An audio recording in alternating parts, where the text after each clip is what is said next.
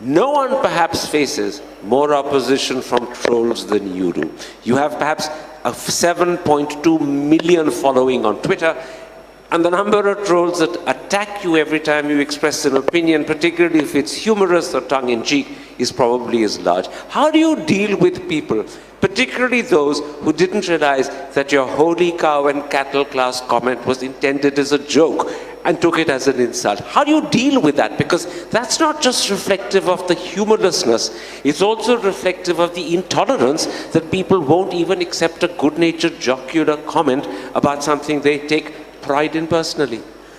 Right. Well, since you use the word troll, let me say a lot of this is very organized trolling. I mean, there is a systematic effort by our ruling party in particular to demonize selected members of the opposition.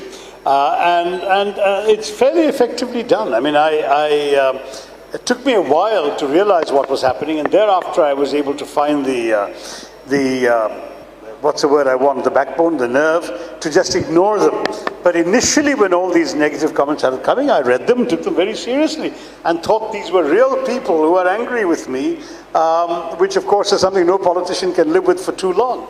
But having said that, the truth today is that so much of this is organized nastiness. There are people whose line is often predictable. Very often you'll have 50 people using the same abuse or the same charges or the same doctored photographs or juxtaposed photographs to try and attack you. And after a while they just say the hell with it. I mean, I've seen, for example, over 10 years now, I mean, just as there was this organized campaign to convert Rahul Gandhi into people's minds as a pappu, which was not an accurate reflection of who he really is, but they managed to caricature him, troll him until finally the caricature stuck in people's minds. Similarly, I'm being trolled daily as some sort of Casanova, and it becomes a bit silly. I mean, I'm proud to say that I've never inflicted unwelcome attentions on any human being in my life. But can I interrupt and add that if you were trolled as a Casanova in Britain, you'd be sure to win every election? Not in Kerala, I can tell you. So I know it's meant to do me damage rather than exalt me. But at the same time, frankly, you know, this is often the same people who will post photographs of Nehru's sister and niece kissing him, as if Nehru was some sort of libertine. This is part of an organized campaign to discredit every figure in the Congress party. And, you know, if you start taking it seriously, you'll never go anywhere. So on some of these things, I just learned to ignore them. In any case, the volume now is so high that I can't possibly read them all. I tell people truthfully, don't try and communicate with me on Twitter, because I will barely see 5% of the tweets on any particular day that are addressed to me or tag me, if that, very often less. And therefore, it's better if you want to write to me, write to my office or whatever, the message will reach me and I'll come back to you. But don't complain that you tweeted some invitation to me 20 times and I never saw it, because the odds of my seeing it are actually very low. That's a digression from what Karan was saying.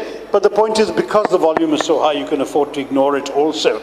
And I do, because I believe interactivity is a vital part of social media. I do go occasionally, read some at random at the particular moment that I happen to be able to look at, often in the car between appointments, and I reply to 2 or 3 a day, just to make sure that people understand that I am not afraid of reacting or responding to criticism or answering questions or clarifying things. That's something I'm always prepared to do, and I believe politicians should. Going back to Karan's very first question, I think politicians should take uncomfortable questions. That's part of our job, because if we couldn't do that, we don't deserve really to claim to represent people. But having said that, at the end of the day, some things which are malicious, motivated, often organized in their insincerity, they deserve to be ignored. Perhaps one reason why BJP-oriented trolls take offense at pictures of Nehru's sister and Nehru's niece kissing him is because no one's ever kissed Narendra Modi in public.